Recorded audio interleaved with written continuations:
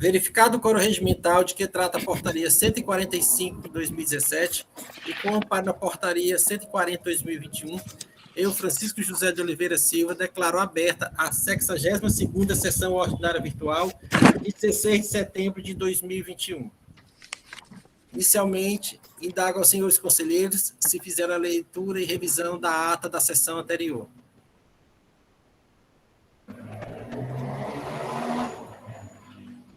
Senhor presidente, a de ontem eu não fiz a revisão, não. A gente, se puder deixar para sexta-feira, eu agradeço. Pronto, em face da possibilidade de revisão, adiada a revisão da ata para sexta-feira. Indago a secretária Silvana se tem resolução, se foram disponibilizadas resoluções para assinatura. Não, senhor presidente. Não havendo, vamos passar para a ordem do dia. Hoje teremos 4 processos, cujo recorrente é o Bom Preço. Salvo engano, os 2 primeiros tratam da mesma matéria, o que muda é o exercício. E os 2 últimos também de outra matéria, mas o que vai mudar é o exercício. Então, se não houver nenhum prejuízo para a defesa, nem para a PGE, faremos o julgamento em conjunto de 2-2. Pode ser, doutor André e doutor Alexandre? Pode ser sim, presidente. Eu concordo. Ok, então.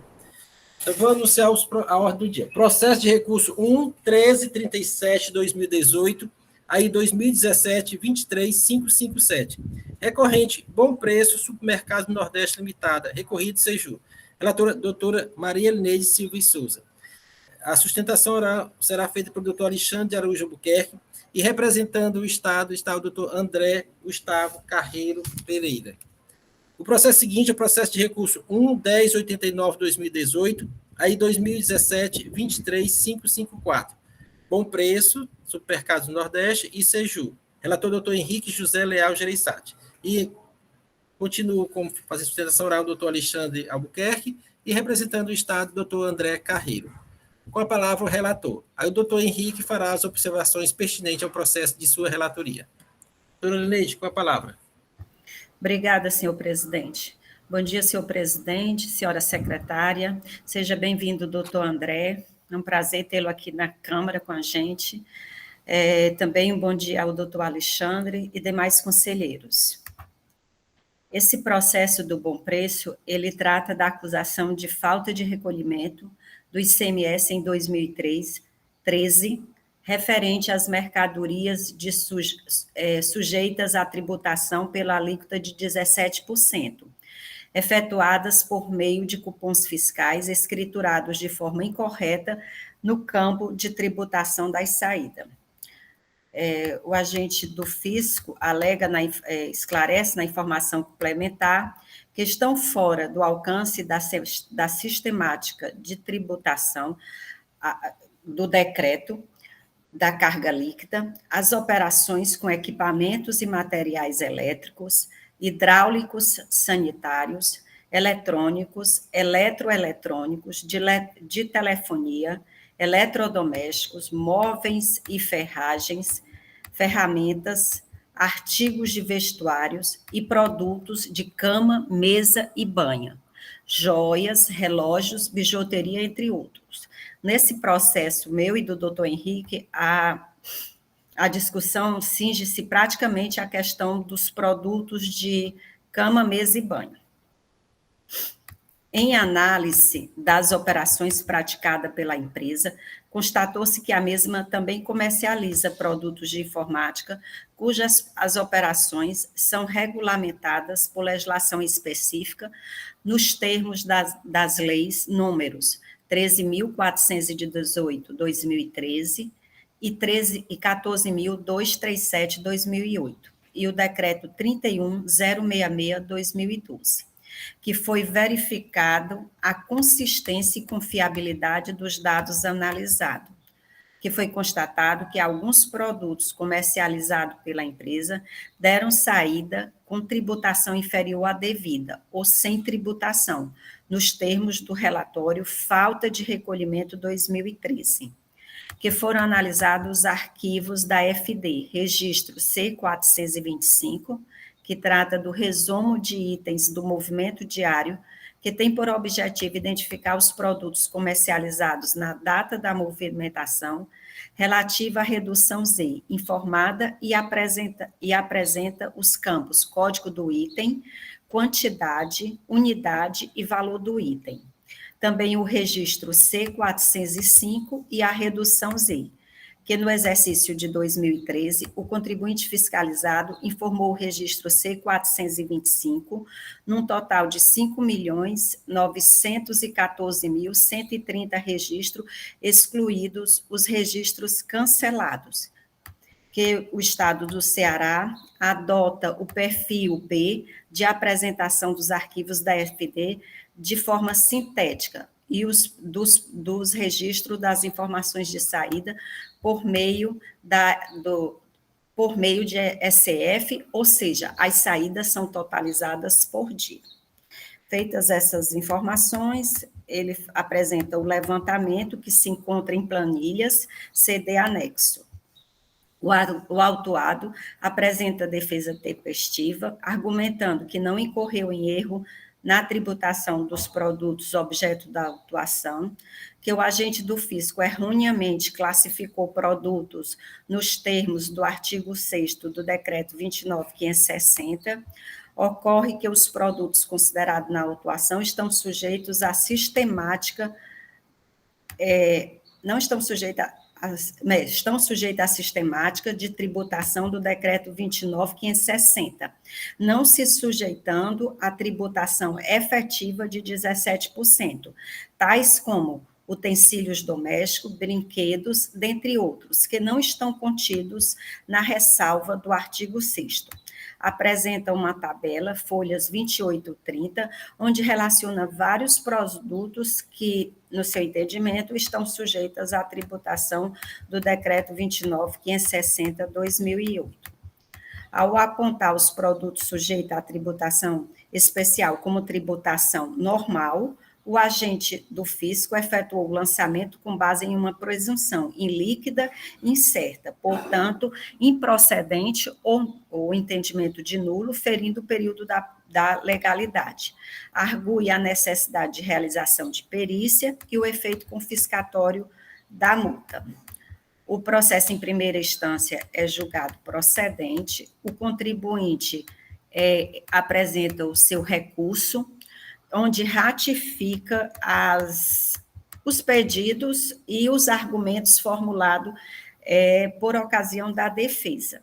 De forma bem sintética, considerando que o doutor Alexandre encontra-se presente, eu posso dizer que ele requer a nulidade do julgamento monocrático, inicialmente, pois o julgador limitou-se a afirmar que a recorrente não trouxe aos autos as provas necessárias à comprovação da alegação. No mérito, como já mencionado, ratifica a improcedência da autuação, considerando que os produtos estão, sim, sujeitos à sistemática de substituição tributária carga líquida e à desproporcionalidade na aplicação da multa.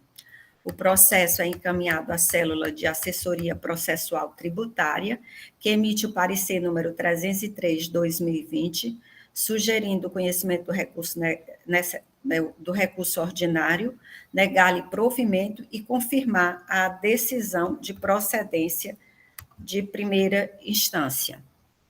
É este o relato, senhor presidente, eu me coloco à disposição para tirarmos qualquer dúvidas. Obrigado, doutora Elineide. Doutor Henrique, com relação ao processo de sua relatoria, quais são as observações? Presidente, primeiramente, gostaria de desejar um bom dia a todos aqui, né? Saudar aqui o doutor André, aqui na nossa Câmara, o doutor Alexandre também, sejam muito bem-vindos. Doutora Silvana, né? Doutora Lúcia, que sempre nos acompanha.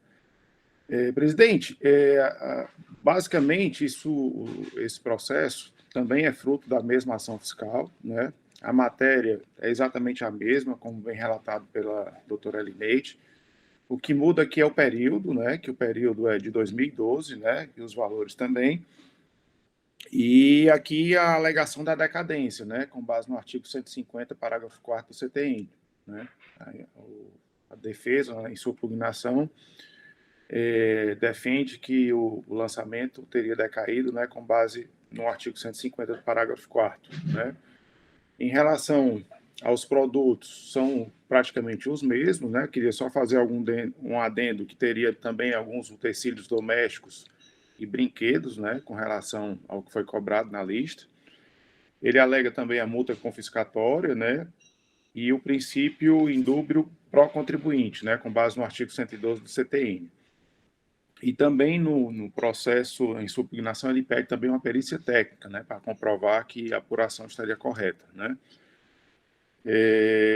O julgamento singular afastou a decadência também, né, e confirmou a condenação, o lançamento tributário, pedindo pela procedência do auto infração, decidindo pela procedência. E o parecer da assessoria processual tributária é o mesmo, no mesmo sentido aí que a doutora Elineide leu, né? Afastando aqui, nesse caso, afastando a decadência, por entender que havia saldo credor, e confirmando a decisão condenatória de primeira instância. Basicamente, seriam essas as diferenças, doutor Franzé. Obrigado, doutor Henrique. Dando seguimento, passo a palavra para o doutor André Carreiro. Obrigado, senhor presidente, senhora secretária, senhoras e senhores conselheiros da segunda Câmara de Julgamento, senhor advogado presente, doutor Alexandre, bom dia a todos. Inicialmente, presidente, gostaria de dizer que é uma satisfação poder participar aqui da sessão da segunda Câmara de Julgamento. Fui convocado ontem no início da noite, de última hora, para substituir o doutor Biratã, que não pode se fazer presente na data de hoje, e vou aqui tentar contribuir com as discussões em relação à análise desses dois recursos ora relatados, né? Como vimos, trata-se de recursos ordinários da empresa Bom Preço Supermercado Nordeste Limitada. O primeiro é auto-infração, recurso relatado, refere-se à acusação fiscal é a mesma, né? Vai mudar, de fato, só os exercícios e alguns dos argumentos trazidos no recurso contribuinte. Em relação ao primeiro auto, recurso contra a decisão de primeira instância, que confirmou a infração imputada de falta de recolhimento de ICMS, referente às saídas de mercadorias sujeitas à tributação pela alíquota de 17% por meio de seus cupons fiscais, uma vez que teria escriturado de forma incorreta o campo relativo à tributação das saídas, né, em relação ao primeiro auto, como dito, referente ao exercício 2013, no montante de R$ 269.172,25, tendo sido lançado o imposto e a penalidade pelo descumprimento da obrigação tributária, previsto no artigo 123, inciso 1, a linha C da Lei 12.670, no valor correspondente a uma vez o valor do imposto. Já em relação ao segundo auto-infração, referente ao exercício 2012, também sobre a mesma acusação fiscal, foi lançado o imposto no montante de R$ 269.222,69 e a mesma multa também equivalente a uma vez o valor do imposto. Nas informações complementares, foi demonstrado com bastante clareza o perfil tributário da empresa, os procedimentos de fiscalização e a metodologia empregada na análise das informações apresentadas na escrituração fiscal digital do contribuinte, tendo verificado que alguns produtos deram saídas com tributação inferior ou mesmo sem tributação, conforme foi, inclusive, minuciosamente relatado pela conselheira Elineide na leitura das informações complementares. E no primeiro auto, o contribuinte ele traz uma preliminar de nulidade de julgamento, por ter sido indeferida a perícia requisitada, entendendo que houve o seu cerceamento de direito de defesa. No entanto, entendemos que não há como ser acolhida essa preliminar. A decisão recorrida, ela analisou o pedido de perícia e o indeferiu de maneira motivada, com base no seu livre convencimento. Por outro lado, verificou-se que o pedido de perícia foi formulado de forma genérica, sem identificar pontualmente as operações consideradas lançamento que não caberia à cobrança do ICMS. Apesar do recorrente mostrar a listagem de produtos que entende sujeitos à suspensão tributária, não apresentou onde estariam os seus registros na sua escrituração fiscal digital em relação a esses produtos, ou que foram, de fato, considerados no levantamento fiscal que embasa o lançamento. Portanto, entendemos que não há como ser acolhida a preliminar suscitada no primeiro recurso. No segundo auto-infração, o contribuinte não traz preliminar de nulidade da decisão, mas, por outro lado, por se referir ao exercício 2012, ele traz uma prejudicial do lançamento referente à decadência, por entender que a contagem do termo inicial se daria pelo artigo 150, parágrafo 4º, do CTN. No entanto, também em relação a esse argumento trazido apenas no segundo recurso, entendemos que não pode ser acolhido, pois aplica-se na espécie o termo inicial previsto no artigo 173, inciso 1 do CTN. Não se pode cogitar da aplicação do artigo 150, parágrafo 4 do CTN, tendo em vista que se trata de débitos de impostos não declarados corretamente pelo contribuinte em sua escrita fiscal. Além do que, no referido exercício, não houve pagamento do imposto, pois somente apresentou o saldo credor, não tendo sido apurado o débito passivo de homologação pelo fisco. Assim, não há qualquer pagamento antecipado.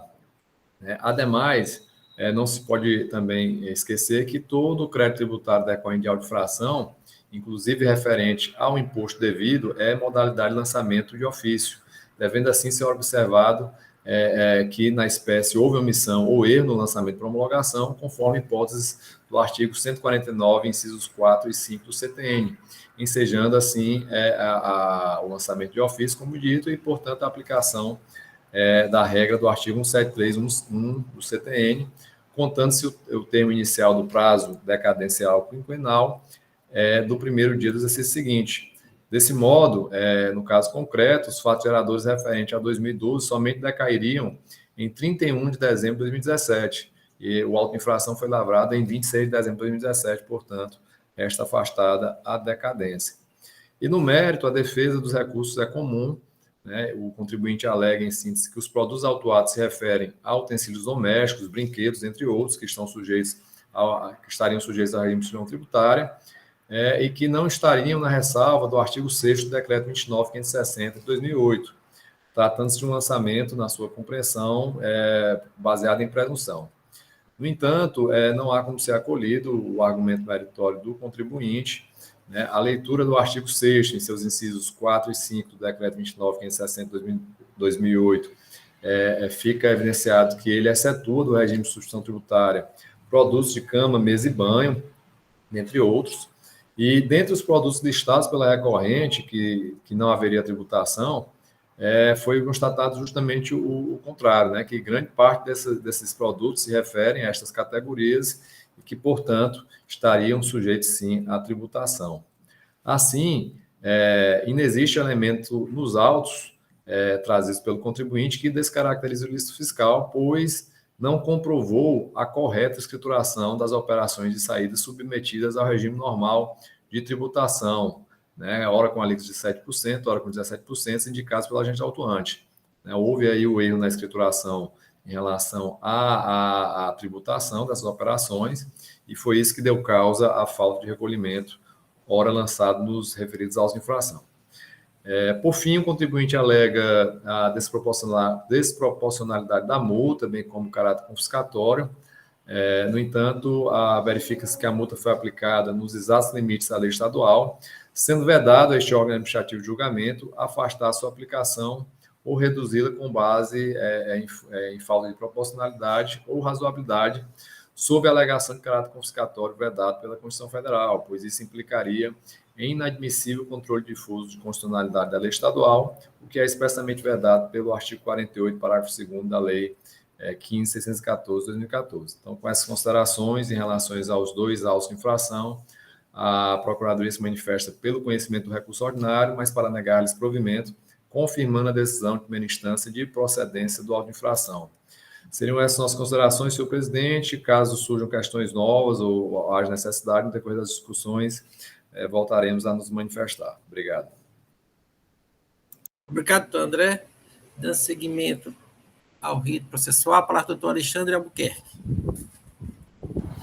Bom dia a todos, bom dia, presidente, bom dia, conselheiros, bom dia, procurador. Eu vou ser rápido, eu acho. Como esse processo já é a segunda vez que retorna à pauta, ele teve na pauta do dia 11 de agosto, lá a gente já discutiu bastante aí os pontos, e se minha memória não me trai, quando a conselheira Lineide pediu a retirada de pauta, foi para verificar exatamente os produtos que estavam lá enquadrados ou não no decreto, que era cama, mesa e banho, e etc. Então, me parece que esse tema já foi bastante debatido na sessão de julgamento anterior e que eu vou falar mais do mesmo. Então, acho que talvez não seja necessário, né? O que a gente frisa é o enquadramento lá na hipótese do artigo 6º do decreto estadual, do 29.560.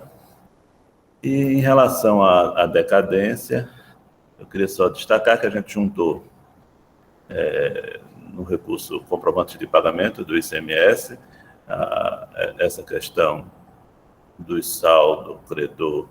Todos nós bem sabemos que ele é motivado pela forma de cobrança do imposto, né? Não é que a empresa não tenha pagamento do ICMS. Ela tem pagamento, só que o pagamento se dá pela entrada, em sua grande maioria, em volume superior ao da saída. Para quem defende a aplicação do 173 sempre, não teria que se falar em decadência de fato.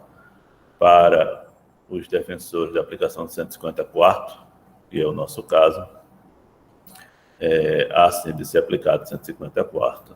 Então é isso, acho que não tenho mais nada de novo a acrescentar do que foi debatido nas sessões anteriores. Eu agradeço a oportunidade.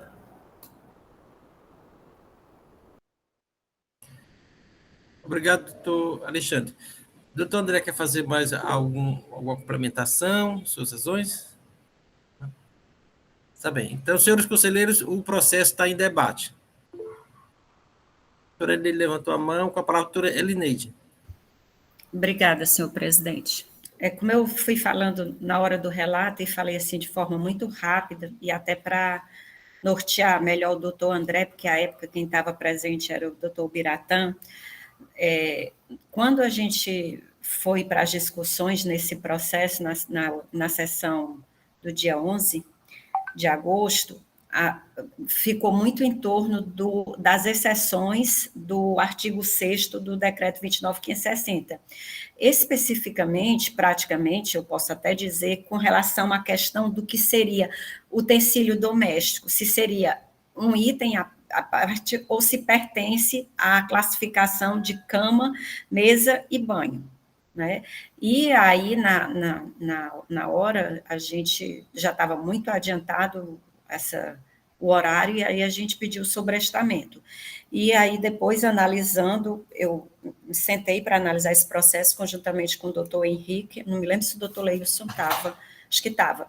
E assim, praticamente a minha conclusão, não sei se a dos demais conselheiros, foi que esse item de utensílio doméstico, realmente ele não é a exceção prevista lá, que é mais para cama, mesa e banho, essa designação bem genérica, cama, mesa e banho, está mais relacionada à questão de roupa, né, da parte têxtil, né, e aí seria a minha inclinação no sentido de perícia, para verificar primeiro essa questão da tributação, como ocorreu nas notas de entrada, porque aí a gente ficaria seguro, e se ela ocorreu com base no decreto a entrada, aí realmente teria a questão, ou se não, se ocorreu nos 17%.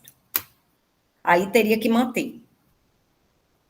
E com relação à questão do julgamento de primeira instância, eu também entendo pelo afastamento do pedido de nulidade, porque a julgadora realmente fundamentou, ela pode não ter elencado os itens que ele trouxe na defesa, mas no entendimento dela, só a indicação daqueles itens não são suficientes para a realização de perícia.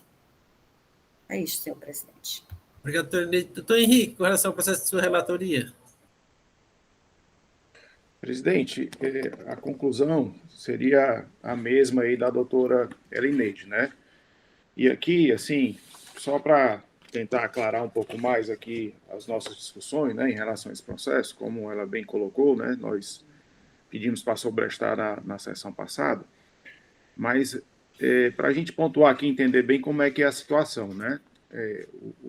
Esse regime de supermercado, ele tem toda aquela carga líquida por pagamento na entrada, né? Então, a maioria dos produtos que eles compram, né, são sujeitos a essa tributação, que ele paga uma carga líquida a título de substituição tributária, e esse pagamento ele encerra toda a tributação, né? Ele não gera direito a crédito, mas também não enseja nenhum recolhimento posterior por ocasião da saída, né? A outra situação seria se a empresa tivesse enquadrado isso como regime normal, e aqui eu coloco que o regime normal também se aplicaria à antecipação, mas não dessa forma, não seria carga líquida nem com encerramento de fase, né? A antecipação você paga, se o produto tiver classificado como antecipado, existe um pagamento daquele imposto antecipado também, só que esse imposto ele gera direito a crédito e entra na apuração da empresa, né? E no momento da saída, a empresa teria também que se debitar desses valores, né? Para poder compensar o que foi pago. Então, são duas situações distintas, né? Então, assim, nós conversamos, né, nos reunimos e até, assim, a bem do princípio da verdade material e até como alegado pela própria empresa que se dispôs a fazer uma perícia, né? A nossa sugestão é realmente encaminhar esse processo para a perícia para verificar essas duas situações, como se deu a tributação desses produtos por ocasião da entrada. Se foi realmente pela carga líquida, né, se efetivamente foi pago carga líquida e não utilizou o crédito, né, na escrita fiscal, e aí sim, esses produtos eu entendo que não caberia uma cobrança de ICMS em relação a eles. Agora, se foi dado tratamento diverso, com pagamento do ICMS antecipado e aproveitamento de crédito, aí sim, esse débito seria devido, né? Deveria ser cobrado. Então, a bem do princípio da verdade material, a sugestão é realmente encaminhar esse processo para a perícia, para pegar esses produtos que foram levantados no auto de infração, cuja saída não foi tributada, né? Se realmente houve a tributação a título de substituição, e aqui deixar bem claro isso, né? Que uma coisa é substituição, outra coisa é antecipação. E por que eu estou fazendo essa ressalva? Né? Porque no próprio recurso, a empresa trata a coisa como... confunde um pouco para quem não lê rapidamente essa situação. Né? Eu vou até citar aqui um parágrafo que ele coloca bem isso, bem claro na forma do recurso. Ele diz o seguinte: diversos produtos autuados estão, sim, sujeitos à sistemática do decreto 29.560, fugindo à tributação efetiva do 17 na saída, né, que seria a ST na entrada. Como é o caso de utensílios domésticos, brinquedos, dentre muitos outros, os quais não estão na ressalva contida no destacado artigo 6º, e por isso submetem-se à sistemática especial de recolhimento antecipado. Aí há uma contradição, né? Não sei se ele errou o termo, que na realidade era para ser ICMS substituição e não antecipado, porque se for antecipado e ele levar crédito, aí teria sim que ter efetuado o débito por ocasião da saída. Então, por isso que ainda, até pelo que foi trazido aqui no recurso, né, nos ensejou realmente essa dúvida e, como colocamos já, eu acho que necessário se faria uma perícia para a gente averiguar realmente como é que foi a tributação desses produtos. Obrigado, doutor Henrique. Doutor André, já ia passar para o senhor qual é a sua experiência em face dessas manifestações dos relatores. Presidente, realmente eu não, na pauta, quando eu fui verificar no site, ela não tinha nenhuma indicação de pedido de vista ou sobrestamento, né? Eu nem sequer sabia que esse processo já tinha sido objeto de discussão anterior. Né? No caso, tanto os relatores que examinaram com mais propriedade, eles trouxeram aí elementos que indicam a necessidade de buscar maiores esclarecimentos, tendo em vista o princípio da verdade material, a análise da natureza dessas operações. Trata-se mais de uma questão de classificação fiscal, né, dessas mercadorias, para verificar se de fato seria ou não exigível essa tributação. Eu só ressalto que nas informações complementares, tive pouquíssimo tempo para poder examinar esses processos, como o senhor sabe, mas constam lá informações, a título de exemplo, de uma mesma mercadoria, onde o contribuinte escriturou ela de maneira diversa, ora como não tributada, ora como tributada sob determinada alíquota. Então, tem que também ter em mente que a falta de recolhimento, ela tem como premissa a própria escrituração do contribuinte. E aí vai se verificar se foi falha ou não. Mas como já foi dito aí, realmente o pedido do contribuinte de perícia ele foi genérico, mas nada impede que os conselheiros entendam pela essa necessidade de melhor esclarecimento quanto à classificação fiscal e quanto o regime de tributação dessas mercadorias. Como destacou o conselheiro Henrique, realmente é necessário fazer a distinção das mercadorias sujeitas ao regime de instituição tributária pela carga líquida daqueles que estariam sujeitos ao regime de antecipação, pois há um impacto significativo em relação ao crédito, né? No segundo caso, ele pode ser tomado e, portanto, é tributado a saída subsequente. Eu queria só também destacar aqui, cada Câmara de Julgamento, obviamente, tem uma dinâmica própria de condução dos julgamentos, mas eu colocaria ao presidente, se não seria o caso, antes de deliberar sobre a necessidade da perícia, com a qual reafirmo que concordo, já que há essa necessidade de pontos obscuros serem esclarecidos, mas se não seria o caso de julgar inicialmente, logo, a nulidade da decisão de primeira instância suscitada no primeiro recurso, bem como a decadência suscitada no segundo recurso. Seriam essas considerações que a gente teria a fazer por hora. Obrigado, doutor André. Sim, doutor André, a gente volta às preliminares, né? Caso ultrapassada, que a gente passa para a perícia, né? A gente vota todas as preliminares suscitadas pela pasta, certo? Esse também é o procedimento adotado nesta Câmara de Julgamento. O doutor Alexandre, o doutor André falou, mantendo aqui a paridade de armas, o doutor Alexandre também, algum aspecto para esclarecer o processo. Depois, doutor Leilson, palavra. Bom dia a todos. Não, era só para esclarecer talvez uma questão de denominação, e aí vai muito do estilo de cada um. Eu sou da corrente que entende que a antecipação é o gênero, e a antecipação ela poderá se dar com substituição ou sem substituição, né? E a antecipação poderá ser plena ou parcial. Então, quando a gente se refere a todo o tempo na defesa de antecipação, está tratando a antecipação como um gênero, a cobrança do imposto antes do fato gerador, e não como usualmente a gente vê usar a antecipação como a cobrança antecipada parcial do ICMS na fronteira. A antecipação plena e a antecipação parcial. O termo antecipação que a gente usa, conselheira, é mais nesse sentido aí. A cobrança antes do fato gerador, seja ela com substituição, sem substituição, seja ela plena ou seja ela parcial. Obrigado, doutor Alexandre. Doutor Leilson, com a palavra.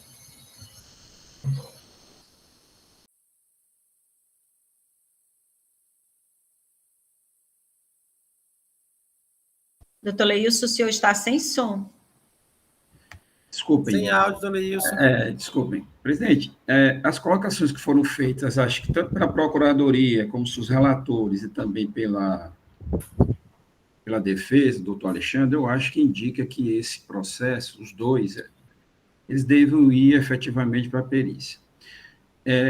Qual é a razão do que eu digo isso? O doutor André trouxe com muita propriedade, lendo a informação complementar, que tem hora que a empresa se creditou de produtos que estariam sujeitos à substituição tributária, né? E tem horas que ela não se creditou e ela, na saída, botou como fonte e tal. Eu creio que esse tipo de coisa deve ser, assim, minoria, deve ser muito pouca coisa, mas existe, né? O doutor André trouxe com muita propriedade, o auditor fiscal trouxe com muita propriedade. Porque o que fica para a gente é o seguinte, eu estava olhando essa planilha e o que o auditor fiscal fez? Aquelas situações que era de tributação normal, e efetivamente, pelo que eu dei uma olhada ali naqueles produtos, eu acho que é tributação normal mesmo, ele deveria, o contribuinte, pagar um regime, sem entrar na interestadual, como parece que seja, paga-se um antecipado, créditos também do ICMS destacado na nota fiscal, quando essa mercadoria sair, antes ou depois mesmo que se paga um antecipado, se debita normalmente, né? Então, eu gosto de separar muitas operações do antecipado com as operações normais. Então, na operação normal, e toda incidência do antecipado, existe dois tipos de operações. Uma de recolhimento antecipado e outra de recolhimento normal. Por isso que independe qual o momento do pagamento do antecipado, ou não pagamento. Quando mercadoria está entrando, vem a nota fiscal, tem um destaque do imposto ali. Ali tem um destaque do imposto. A empresa se acredita disso, independentemente de ela ter pago ou não antecipado. Ela se acredita do ICMS está destacado na nota. Quando ela vende essa mercadoria, ela destaca o ICMS na saída, há a compensação desse crédito destacado na aquisição com o débito na nota fiscal. Essa é a operação normal. A operação do antecipado, ela vem quando o contribuinte paga seu ICMS antecipado, aí ele tem direito ao crédito, independente também se a mercadoria saiu ou se a mercadoria não saiu, né? Então, veja bem. Então, são duas operações que eu sempre digo que existe dentro de um regime de antecipação na fronteira. Se essas mercadorias, eu estou convicto que elas são normais, deveria ter havido o crédito, né, o débito na saída, é verdade. O fiscal colocou lá 17%, mas também eu verifiquei que ele não colocou, foi o crédito na entrada, né? Teria que ter um ICMS destacado na entrada para deduzir desses valores da falta de recolhimento lá na saída, dos 17% que ele está cobrando, tá? Então, assim, eu não vi esse crédito. Há necessidade, acho que o doutor André pontuou depois, a conselheira Elineide, o conselheiro Henrique foram muito felizes no sentido de verificar essa tributação na entrada e tal. Mas aí o contribuinte não recolheu imposto antecipado. Isso é outra matéria que deva ser tratada em outro auto de infração. Eu sei que esse outro auto, que aqui tem outros autos de infração, talvez um deles seja no sentido de cobrar o ICMS antecipado dessas mercadorias que não estão sujeitas ao regime de ST na entrada, carga líquida, e o contribuinte, entendendo que era ST na entrada, ele não fez esse recolhimento. Mas isso não tem nada a ver com o nosso auto-infração. Nossa auto-infração é falta de recolhimento, nesse aqui, de substituição tributária. Então, nesse aspecto, me parece que é interessante mandar para a perícia para verificar a entrada dessas mercadorias, se houve o crédito. Havendo o crédito, tem que ser deduzido. Mas não houve o crédito. Também, no meu entendimento, tem que ser deduzido. Não se pode cobrar diretamente na saída 17%, normalmente, quando essa mercadoria aqui entrou e não houve o crédito. Tem que se dar o crédito para a empresa, né? E compensar com o débito da saída, e nós teríamos uma fonte de recolhimento líquida, né? Efetivamente líquida. Então, eu acho que é muito prudente se encaminhar para a perícia. A questão da decadência, acho que é só a decadência, acho que não tem mais nenhuma outra preliminar. Cessamento de defesa, né? Aquelas que são bastante comuns. Mas eu vou começar a decadência. A questão da decadência, como eu falei há poucos instantes, eu acho que ela também tem que ser tratada diferentemente, para aqueles que entendem 150 parágrafo 4º. Eu, como uma procuradoria, entendo que a regra, observada aqueles incisos que foram violados no 149, qualquer um deles atrai a contagem do 173.1. Mas para os que entendem pelo 150 parágrafo 4, aí eu vou dividir do doutor André no sentido de que deva fazer-se a separação dessa antecipação do que está lá no 150, parágrafo 4º, né, antecipação do pagamento, de acordo com o regime de recolhimento.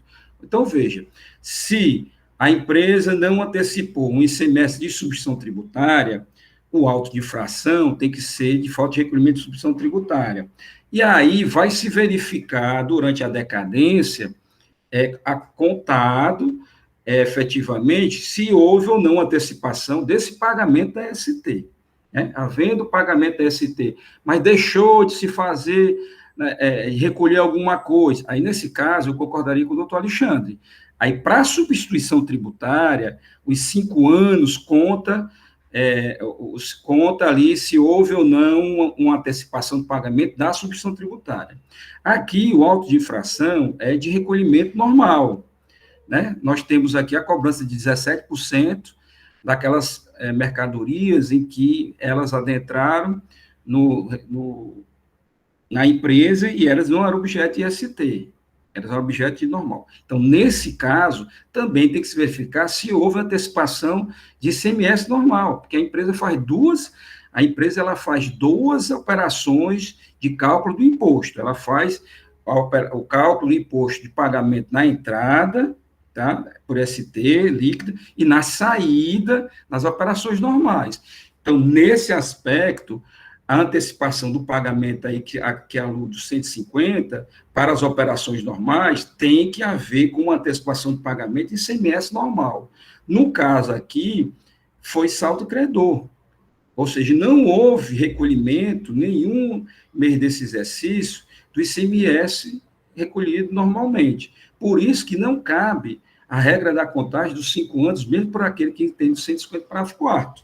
Porque você não pode confundir a antecipação do pagamento da substituição tributária e verificar porque houve esse pagamento de ST e tentar fazer uma conexão com o pagamento, uma antecipação de pagamento do ICMS normal. Não há como, são regimes tributários diferentes. A cada um, a decadência deve ser feita para aqueles que entendem o 150 parágrafo 4º de maneira diferenciada. Está se cobrando uma falta de recolhimento por ST, então vamos verificar se houve antecipação de pagamento por ST. Havendo, peraí, não houve, então aqui a regra da decadência, 5 anos, se impõe. Não, mas aqui eu estou vendo que a saída do débito, houve pagamento do ICMS normal?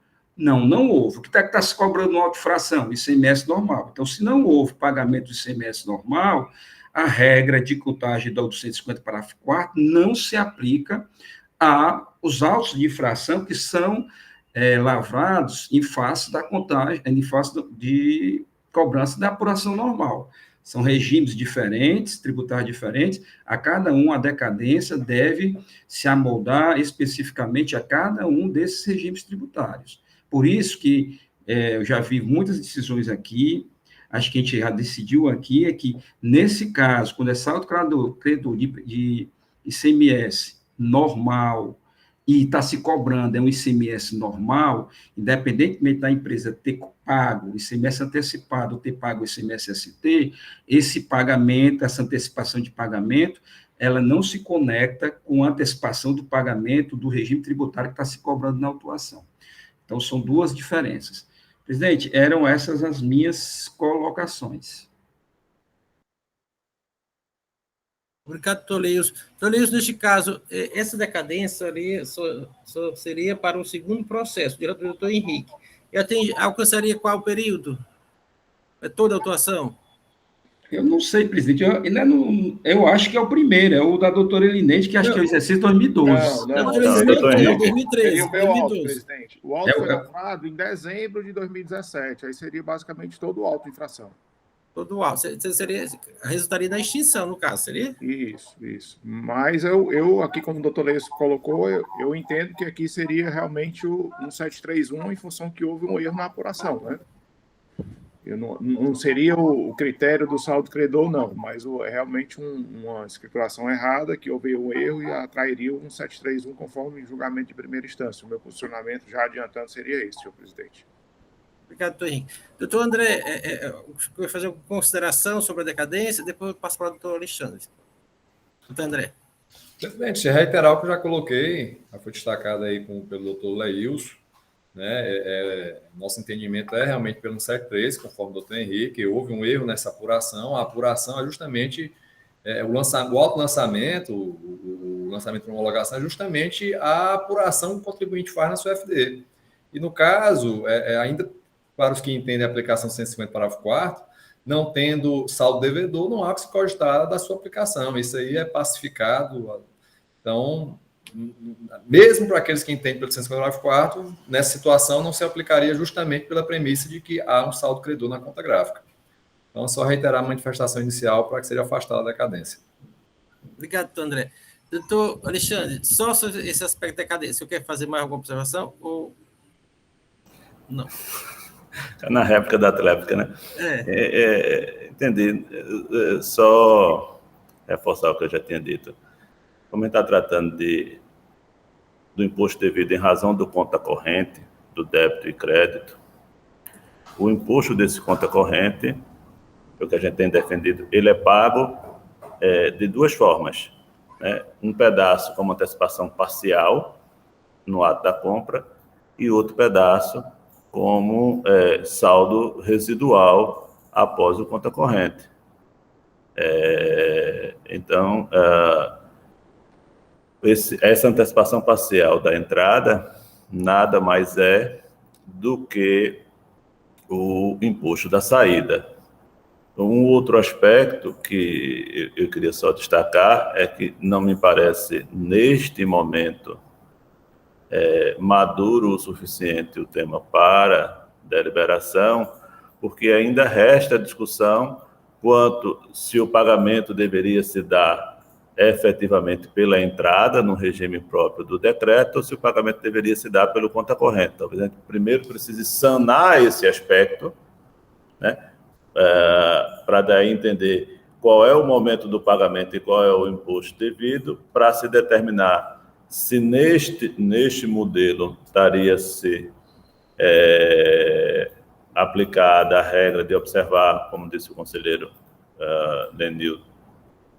Lenilson, o pagamento pelas entradas, né, a substituição tributária plena pelas entradas, ou o pagamento do conta corrente. Mas o que eu adianto quanto à minha opinião é o que eu já disse, que ainda que seja no conta corrente, a antecipação parcial, ela faz parte, sim, do conta corrente.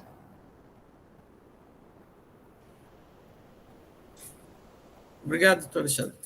Senhores, eu vou colocar aí em votação as questões preliminares. Doutor Henrique quer falar? Presidente, eu queria só pontuar aqui, na realidade, um dos itens levantados pelo doutor Leilson, que não é sobre as preliminares que o senhor está falando, e também com o doutor Alexandre. Doutor Alexandre, a gente entende perfeitamente o seu raciocínio aí com relação à antecipação, tá certo? E realmente seria uma forma geral, né, que é a substituição, mas é porque aqui realmente no estado do Ceará nós temos códigos distintos para substituição e antecipação. E quando nós falamos em antecipação, normalmente o que se utiliza aqui é que você não encerra a tributação nisso, né? Você antecipa, tem um código específico para isso, e tudo isso você leva a crédito entrando na cadeia normal de tributação. É por isso que eu coloquei daquela forma, mas a gente entende perfeitamente quando o senhor fala aqui no recurso como uma forma geral de antecipação de imposto, seja a modalidade de substituição ou não, certo? Com relação ao crédito que o doutor Leilson levantou, eu ouso aqui discordar, aqui, até pelo conhecimento do doutor Leilson, mas até pelo levantamento que eu fiz aqui na conta gráfica da empresa, tá certo? Então, assim, no momento que a empresa utilizou esse crédito da nota fiscal e do antecipado, ela lançou esse crédito na escrita fiscal dela. E ela caminhou com esse crédito na escrita fiscal até gerar um saldo devedor, que eu aqui constatei que isso aconteceu realmente em exercícios posteriores, mas aconteceu. Então, esse crédito que, porventura, a empresa tem utilizado na escrita fiscal, que ele vai realmente me valer para eu poder,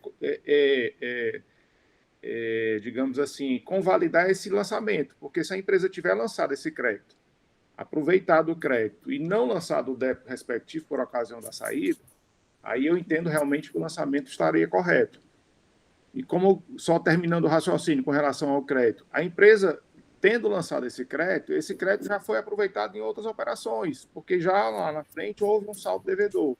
Então, se eu estiver dando esse crédito novamente aqui, é como se eu estivesse dando o crédito 2 vezes para a empresa. Ela teria aproveitado a primeira vez lá na escrita fiscal e aqui novamente. Então, assim, a perícia, eu acho que a gente deve caminhar no sentido de, primeiro, saber como é que foi a tributação desses produtos. Esses produtos, eles estão quantificados e codificados. Tem um código específico de produto no levantamento do fiscal. O doutor André até levantou um caso aqui, que tem na informação complementar, que ele cita que era um produto que era para ser com 17, que na realidade saiu foi com 7. Mas quando a gente pesquisa na tabela de produtos, doutor André, a gente realmente não conseguiu localizar o produto que ele cita, né? Que ele fala de uma TV, se eu não me engano, uma TV Samsung, e aí ele traz esse assunto aqui. Mas quando a gente olha item por item, o que tem basicamente aqui são utensílios domésticos, brinquedos e artigos de cama, mesa e banho. Eu não consegui, pelo menos no meu processo, localizar esse produto especificamente, né? Então, a ideia da perícia é, primeiro, saber como foi que ocorreu essa tributação. Se ocorreu pela carga líquida e foi pago na entrada, tirando as exceções, esses produtos deveriam ser excluídos, no meu entendimento. Agora, se eles foram no regime de antecipação, e aqui eu trato da nossa antecipação, né, que dá direito a crédito, que a empresa utiliza o crédito fiscal na entrada, e a saída correspondente não houve o débito, aí eu entendo que esses produtos realmente devem ser mantidos da forma como está aqui, cobrado o ICMS todo em função da saída. Então, seria mais essa pimentazinha que a gente está colocando aqui, viu, presidente, para a gente discutir. Obrigado. Obrigado, doutor Henrique. Doutora Elineide, pediu a palavra.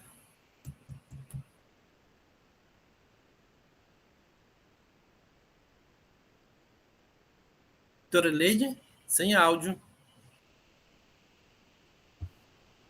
Desculpa, senhores. É no mesmo sentido do posicionamento do doutor Henrique. Esse crédito, se efetuado, e aí eu coloquei à disposição dos senhores, até do doutor Alexandre e doutor André, para dar uma olhada também na proposição de perícia, aí no chat, porque aí a gente vai lapidando esses itens, né?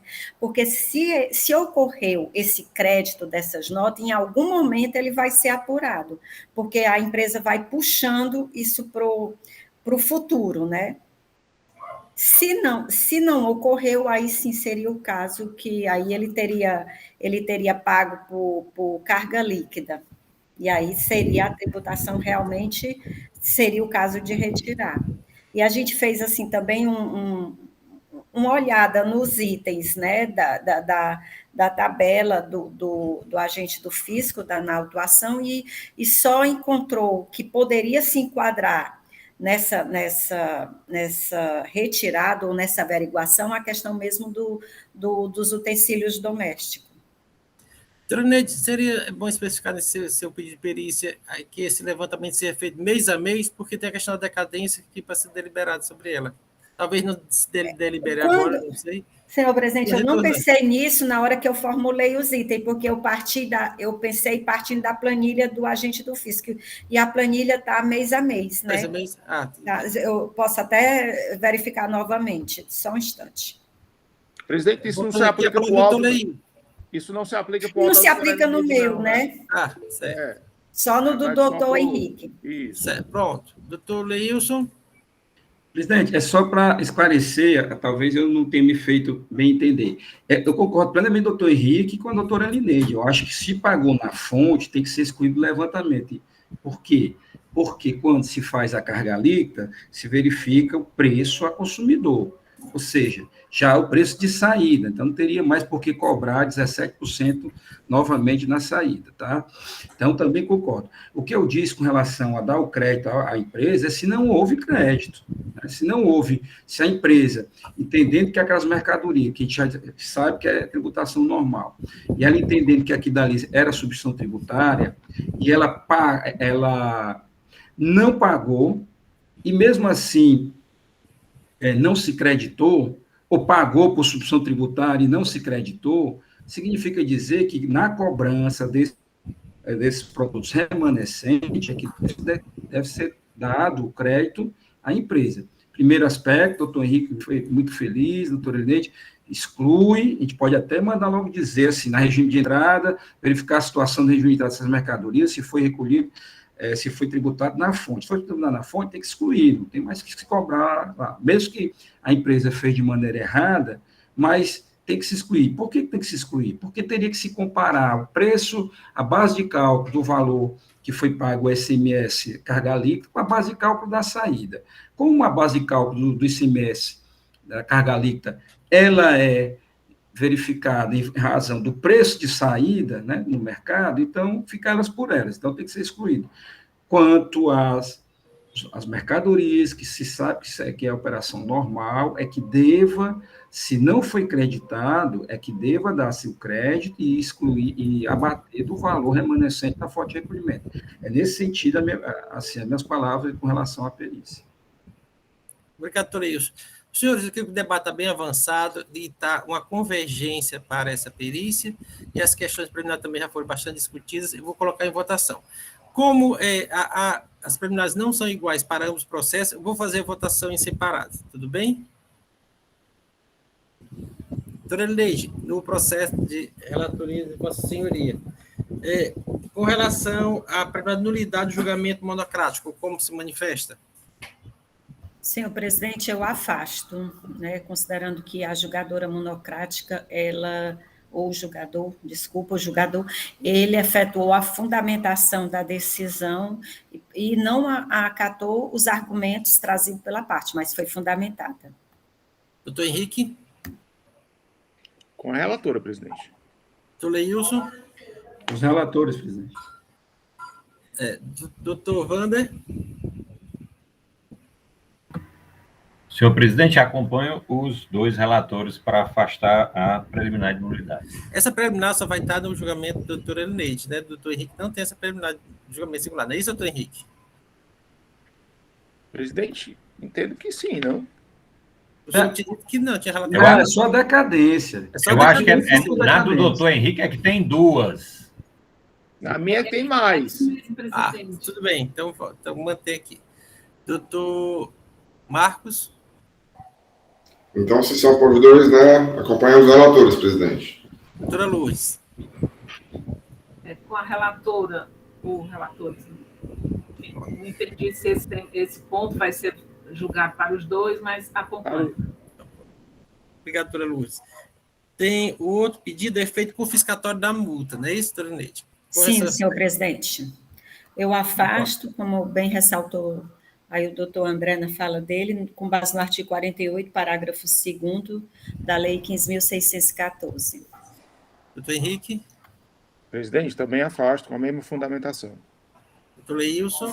Siga os relatores, presidente. Doutor Wander? Acompanho os relatores, senhor presidente. Doutor Marcos? Com os relatores. E doutora Lourdes? Com os relatores, presidente. Com relação agora à decadência. Essa decadência só se aplicar ao processo do doutor Henrique. Não tem o doutor Elineide. Com essa decadência, doutor Henrique, como vota? Presidente, eu também afasto com base no artigo 1731 do CTN, né, em função de ter havido um erro na escrituração fiscal da empresa. Doutor Leilson? Acompanho o relator. Doutor Wander? Senhor presidente, nesse caso da preliminar da decadência, eu vou pedir vênia ao ilustre relator e divergir, porque aqui entendo que como houve algum pagamento de ICMS no mês, no exercício, eu sou pela aplicação do artigo 150, parágrafo 4º. É como voto, senhor presidente. Doutor Marcos? Primeiro divergente, presidente. Doutora Lourdes? Com voto divergente, presidente. Doutora Elineide? Afasto, senhor presidente, com base no 173.1 do CTN. Verificado o empate, todos já conhecem o pensamento, o meu pensamento com relação ao tema, eu vou votar de acordo com o relator, aplicando ao caso o artigo 173.1 do CTN, tendo em vista que decorreu de um erro de estruturação promovido pelo próprio acusado. Então, afastada a preliminar de decadência desse tocante. Agora, com relação a pedido de perícia, como vota a doutora Elineide? Aí, senhor presidente, como falei nas discussões, né, eu acato o pedido de perícia, né, coloquei até aí no chat para poder ser lapidado, né, seria no sentido de separar no levantamento os produtos do utensílio doméstico que não estão nas exceções do artigo 6º do decreto 29.560/2008, verificar a tributação dos mencionados itens ocorridas na entrada. E 2.1, se carga líquida sem direito ao crédito de entrada, ou 2.2, se tributação normal com direito ao crédito na entrada e o pagamento antecipado. Se ocorrida a hipótese do item 2.1, ou seja, carga líquida, retirar as operações do levantamento e apresentar a nova base de cálculo. Acho que o Alexandre levantou a mão. Certo. Só um instante, doutor Alexandre. Doutor Ilson, está de acordo com o senhor se manifestou, que te excluía aqueles levantamentos, né? Eu só queria limitar ao que está na planilha. A gente tem que limitar a planilha que foi trazida pela fiscalização, como suporte de prova da autuação. Com certeza, doutor Luiz. Pronto, mas é com base na planilha, eu não deixei muito claro não, né? Mas vamos colocar no levantamento, porque foi no levantamento efetuado pela fiscalização, né? Eu vou fazer aqui as alterações na minha base, certo? Doutor Henrique, o pericial também seria nesses termos, não é isso? Mesmos termos, senhor presidente. Pronto. Doutor Alexandre, o senhor queria se manifestar? A gente está na primeira de votação, mas é alguma questão de fato? Talvez só, como a própria conselheira disse, quando a própria turma decidiu que seria utensílio doméstico, para não ficar a discussão lá no perito, o que é utensílio, aí voltar para o perito entender. Muito bem lembrado. Só para dizer o que é que se entende como utensílio. Obrigado, doutor. Doutora Elineide, se fizer referência ao utensílio, também acho que aos brinquedos também, né? Que nessa época não Utensílios era... domésticos e brinquedos, né? Que tem no né? seu, né? Expressão utensílios. O doutor Alexandre quer que a gente defina o que é utensílio doméstico. Cama, mesa e banho, faca, garfo, faca, essas coisas. O que é utensílio? Doutora Elineide, o que a senhora acha de fazer em cima do levantamento como um todo, hein? Botando item a item? Não, todos os itens que estão no levantamento. Pode ser. Ele apurar, porque eu acho que tira a dúvida e, assim, fica mais tranquilo, não? O problema que o doutor Alexandre, nesse aspecto, e naquela reunião, foi exatamente isso, é porque não existe um consenso em relação a isso. A gente tinha que dizer item a item, retirar. O senhor está entendendo? O senhor lembra que a gente... Porque, por exemplo, jarra no entendimento do jarra para suco? Jarra para suco, jarra para suco, jarra para talheres, faca. Mas, assim, eu acho que nós estamos ultrapassando essa fase, né? Na realidade, a gente está querendo dar à empresa o direito da dúvida, né? No sentido que, se ela tributou pela carga líquida, que isso seja excluído do levantamento, né? Pronto, então, assim, entendi. Talvez se a gente pegasse o levantamento como um todo e pegasse os produtos e pedisse que a perícia olhasse como eles foram tratados por ocasião da entrada, né? Eu acho que atenderia. Pronto, eu entendi, doutor. O levantamento como um todo que você fala é o que está na planilha lá? É só o que está na planilha, Leilson. Só são os itens que estão na planilha, que não são muitos, né? Assim, a gente vê uma planilha um pouco extensa, mas é porque cada item muda uma descrição, né? E é bom verificar também, se não me engano, tem eletrônicos, TV, LED, sei lá. Mas ele fala na informação complementar, mas eu não consigo localizar na planilha. Tá. Não tem. Eu sou encarregado do doutor André, com relação a essa questão, tirar o utensílio ou fazer de acordo com o levantamento? De acordo com o levantamento. Eu acho que a gente teria que talvez até tirar esse complemento aí, que não estão nas exceções, porque aí vai para um discernimento. Separar no levantamento os produtos que na entrada ocorreram, né, com pagamento do imposto. Verificar como foi a tributação desses produtos por ocasião da entrada, né? Então, vamos refazer isso aí para botar na planilha toda e olhar como foi feito na entrada. Isso. Porque como eu já trouxe esse pronto, né, era mais aí a gente refaz e passa para a Silvana colocar na ata e os senhores terão acesso. Pode ser assim, senhor presidente, mas nesse sentido, de verificar na planilha os produtos da planilha, como ocorreu a tributação na entrada.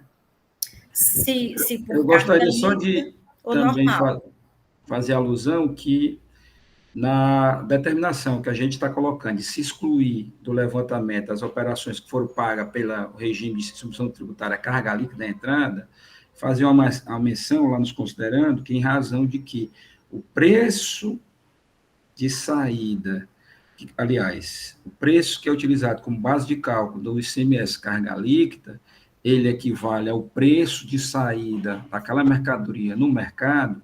Então, é por isso que está se excluindo da autuação esses valores, porque aí caracterizaria um bis in idem, algo nesse sentido. Certo, aí é nos considerandos, né? Pronto, obrigado. Só ouvir a PGE com relação a esses termos da perícia, se a PGE vai anuir com esses termos da perícia.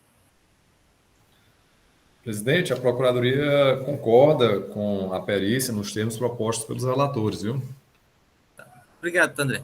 Então, vamos continuar. Então, ficaria só repisando aqui os termos da perícia, doutora Elineide.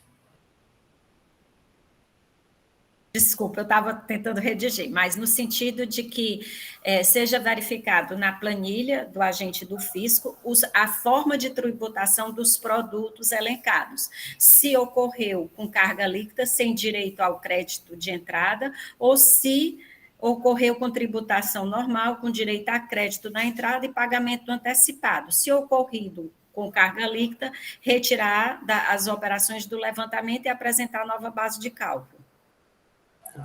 Né? E aí, nos considerandos, doutor Henrique, doutor Leilson, eu já fiz aqui a observação de que, entre os considerandos, colocar a questão da tributação da carga líquida. Obrigada.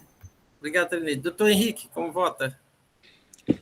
Presidente, acompanho a nossa relatora aí. Pode colocar a mesma redação no nosso processo, o mesmo tratamento. Doutor Leilson. Doutor Henrique devia ter dito assim, eu me acompanho e acompanho a relatora. Eu acompanho os dois. Doutor Wander. Doutor Wander?